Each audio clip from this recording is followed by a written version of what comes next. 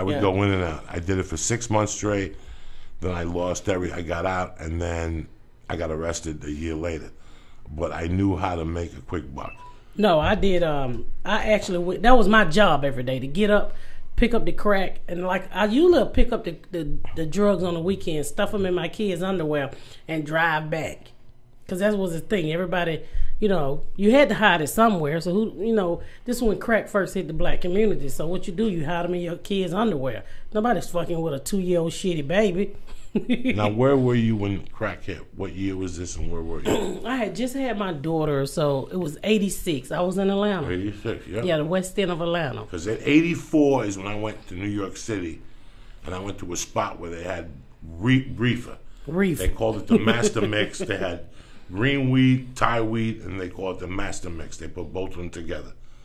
And I went back like February of 85, and I said, "Where's the weed?" And they looked at me like, "What? This ain't a weed block, no more, straight up crack." And I didn't even know what the fuck they were talking about. I'm like, "What's crack?" And they showed it to me, a vial with this rock, and I was like, "Nah." See, we never did the vials in Atlanta. We did the little plastic bags. And we just, I learned, when I first started, my kid's father used to sell it. And I just thought he was some pussy-ass Negro. I was like, I can do this shit better than you. So I went out and I got a friend from my old neighborhood. And he was like, you should come over here to my old neighborhood and sell crack. And I was like, well, I can get the dope, but you got to show me how to do it. So he taught me how to cook it, how to cut it. We was partners for a long time. I had my first $100,000 at 16. I had no fucking license, and I had about 8 cars. I had a learner license. So I would just give the police in Atlanta a few extra dollars. They let me drive on my learner license. And when the ones that worked that didn't like me, I just put a crackhead on the passenger side. Because you can drive with a learner license. Right, That's how I learned how to drive, through a crackhead. I learned every fucking thing. So I learned from my partner how to cook it, and we ran a business. We was making like $10,000, $15,000 a day. I was 15 years old. 15 years old. And but my kid's father used to beat on me all the time, a lot. Like, he shot me in the back of the head. He used to just beat on me, and he was like, "This is bad business. Him jumping on you, you calling the police, and the police know you rabbit," because that was my drug dealer name. And he was like, "That's just bad business." So we split our money, and we went our separate ways. So he stayed up at the top of the hill, and I moved at the bottom of the hill. Because my kid's father used to cheat all the time.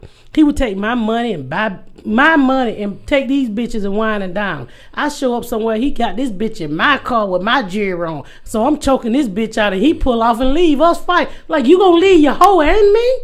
You ain't gonna help neither one of us. So I used to catch him like that all the time, spending my money on hoes. I go over, I would just track his ass down before GPS was even out.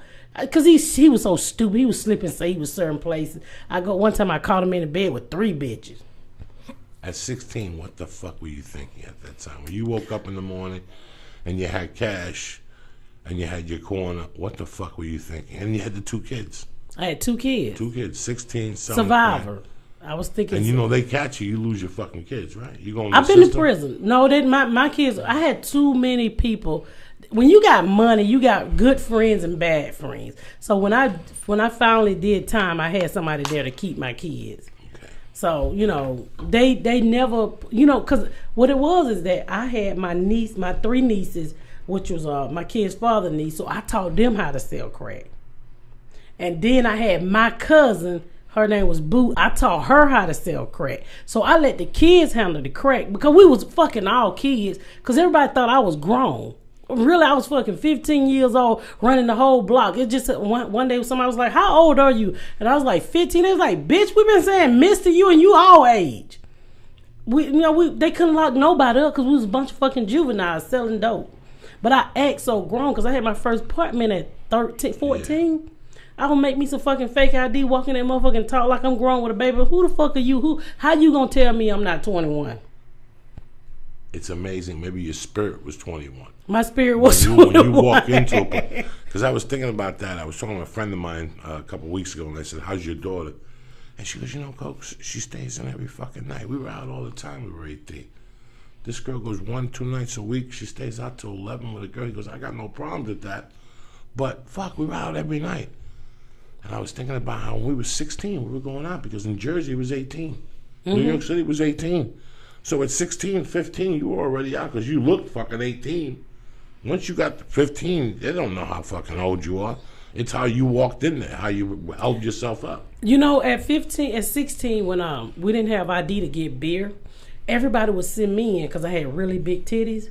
So they were like, Rabbi, you go in and buy the beer because you the old looking bitch.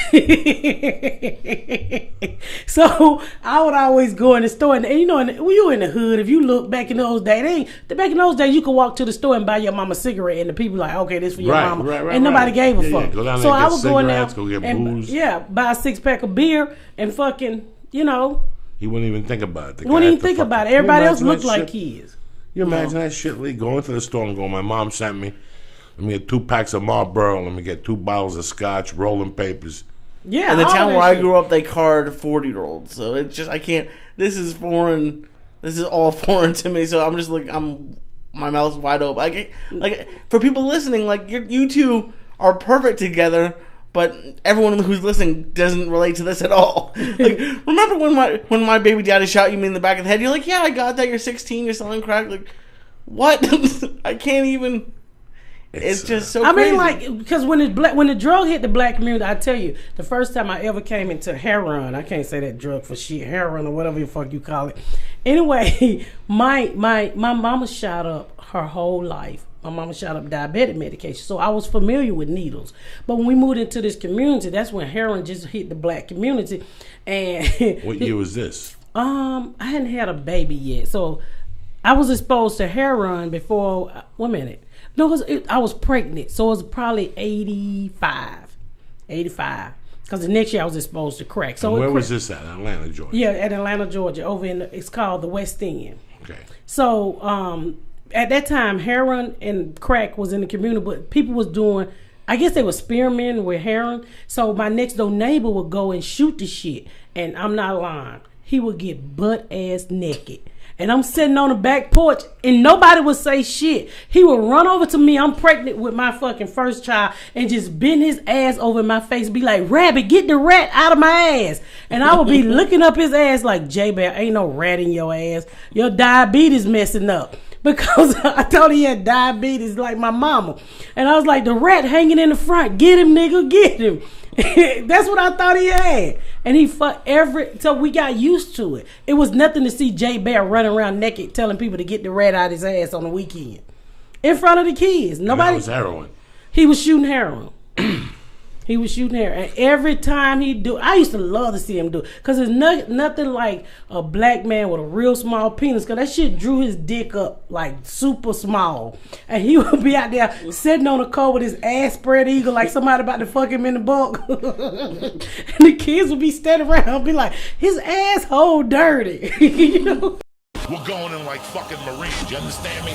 Welcome to church, motherfucker.